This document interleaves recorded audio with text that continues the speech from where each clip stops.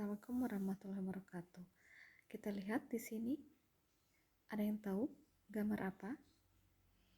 Baik, gambar ini berhubungan dengan mata pelajaran biologi yang akan kita bahas di kelas 10 semester pertama atau semester ganjil.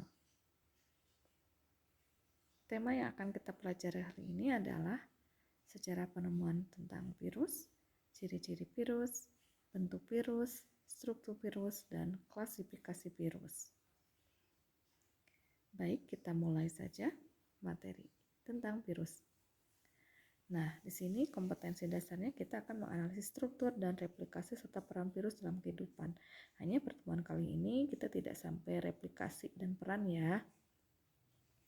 Pertama kita bahas dulu tentang penemuan virus, sejarahnya.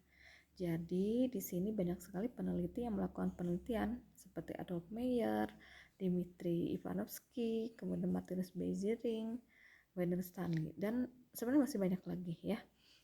Dan dari penelitian-penelitian yang mereka lakukan, kita bisa melihat, menyimpulkan, menganalisis ciri-ciri dari apa yang sudah mereka temukan. Jadi dari Adolf Meyer di sini selain menyebutkan kalau bakteri atau agen penyebab penyakit ini pasti lebih kecil dari bakteri yang sudah ditemukan lebih dahulu, juga ketika menyemprotkan ke tanaman sehat jadi sakit, berarti otomatis bahwa virus ini atau agen ini ya, makhluk ini bisa menular. Kemudian juga ukurannya lebih kecil dari bakteri dan di sini dapat dikristalkan. Dari sejarah penemuan virus, akhirnya kita bisa melihat ciri-ciri virus. Jadi ukurannya sangat kecil dibanding bakteri, kemudian dapat berkembang atau hidup di organisme hidup lain. Dalam hal ini pasti menyebabkan penyakit karena dia parasit. Kemudian hanya memiliki satu macam asam nukleat DNA atau RNA saja, berbeda dengan manusia yang memiliki keduanya. Dan bukan sel, jadi virus itu hanya materi genetik yang diselubungi oleh protein. Sudah gitu ya. Kemudian dapat dikristalkan, inilah yang menyebabkan kalau virus ini disebut benda mati. Kemudian ada ciri-ciri lain seperti tidak dapat diendapkan dengan sentrifugasi biasa, tidak dapat membelah diri, ya karena virus bukan membelah diri tapi bisa bereplikasi itu juga di tubuh makhluk hidup yang dia tumpangi. Nah, jadi bisa disimpulkan kalau virus ini peralihan benda mati dengan benda hidup. Karena itulah virus tidak masuk ke salah satu kingdom, baik di 2 kingdom sampai ke 6 kingdom. Bentuk virus di sini dilihat bentuknya macam-macam ya, beraneka ragam. Jadi tidak hanya bulat yang kita kenal ketika pandemi coronavirus atau COVID-19 itu kan hanya bulat ya. Nah, di sini kita kenal, kita bisa lihat, kita bisa amati kalau virus itu memiliki ukuran dan bentuk yang beragam. Jadi ada yang ukurannya besar seperti ini, atau bentuknya juga seperti benang, seperti cacing ya. Ada yang seperti peluru, kemudian ada yang heksagonal. Nah, kita lihat ke berikutnya sama ya, masih kita bahas tentang bentuk virus juga. Jadi ada yang seperti kristal, oval, silindris, kotak, bahkan ada seperti kecebong ya.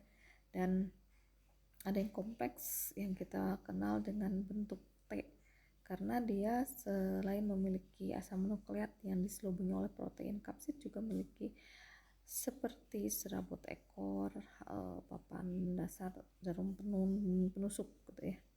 Nah, ini yang ibu sebutkan yang kompleks, ini bentuknya T. Nah, ini masih bentuk-bentuk dari virus ya. Nah, jadi di sini bervariasi. Baik, kita lewat. Masih bentuk virus juga ya, ada batang, polihedral, bola atau bulat, bisa lah. Huruf T. Nah, huruf T ini disebut juga virus yang bentuknya kompleks karena dia tidak seperti virus-virus lain yang hanya terdiri dari asam nukleat diselubungi oleh kapsid, atau kapsid itu protein.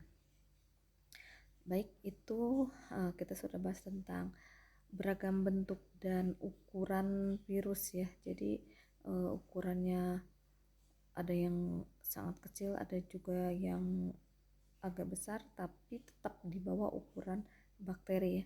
Kemudian bentuk virus beragam, dan kita sekarang ke struktur virus. Struktur virus yang dibahas biasanya yang kompleks ya, karena melihat dia memiliki bagian-bagian yang berbeda dengan yang lain, karena umumnya virus itu hanya DNA yang diselubungi oleh kapsid. Sementara di sini untuk virus yang kompleks ini bentuk T, dia adalah bakteriofa yang menyerang bakteri. Jadi dia punya leher, selubung ekor, serabut ekor, jarum penusuk ya untuk struktur virus. Nah di sini kapsid itu adalah jenis protein terdiri dari kapsomer gitu ya. Nah ini masih sama ya struktur dari bakteriofa, hanya bentuk gambar yang berbeda.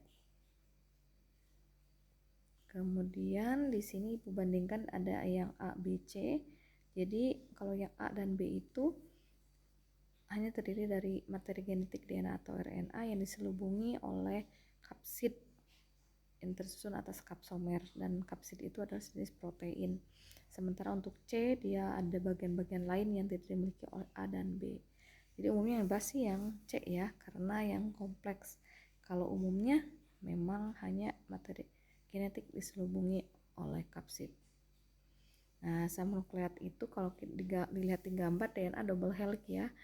Kalau manusia sih DNA double helix, jadi ada 2 helai benang yang berpilin, sementara RNA hanya 1 helai saja. Nah, di sini untuk virus DNA atau RNA beruntai tunggal ya. Jadi linear, tunggal atau lurus. Tapi ada juga yang sirkuler atau melingkar, bersegmen atau tidak bersegmen. Jadi hanya ini di dalam virus itu, kalau nggak DNA ya RNA. Perbedaannya di molekulnya mungkin ya. Kalau DNA deoksiribonukleik acid, kalau RNA ribonukleik acid. Jadi hanya ini diselubungi atau dibungkus oleh protein, makanya dia tidak bisa melakukan metabolisme atau kehidupan sendiri.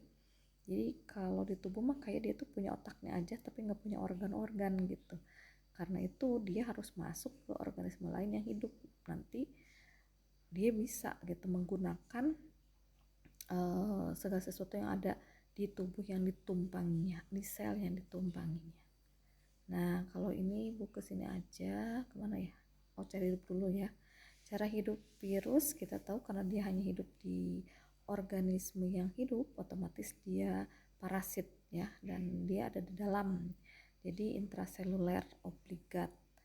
Jadi tidak bisa bertahan lama kalau misalnya yang ditumpanginya mati gitu, karena ya tidak bisa melakukan proses kimia untuk hidup gitu ya virusnya.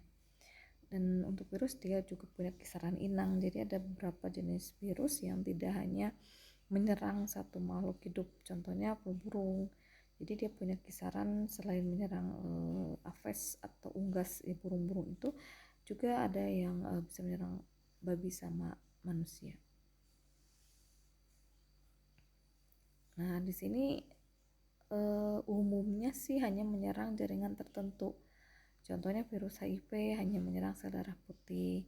Virus hepatitis berarti kan di sel yang hepatitis, hepar ya, hati gitu.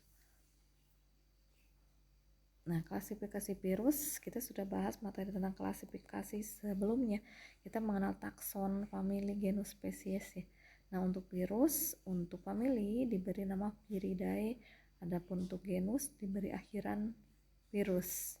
Nah, Ibu kelewat ini. Baiklah, kita mundur, nggak masalah ya. Jadi di sini seperti parvovirus, papavirus, adenovirus, berarti itu genusnya. Kalau Parvoviridae, Pavoviridae, Adenoviridae, nah itu famili ya, itu penamaannya. Klasifikasi virus macam-macam di sini, ada yang berdasarkan asam nukleat. Kita tahu asam nukleat itu ada DNA dan RNA. Berarti ada virus DNA, ada virus RNA. Nah, virus DNA yang apa saja sih, virus RNA apa saja, ini bisa dilihat ya contoh-contohnya. Nah, di sini ternyata DNA itu rantainya ada yang rantai ganda, tadi disebutkan rantai tunggal ya.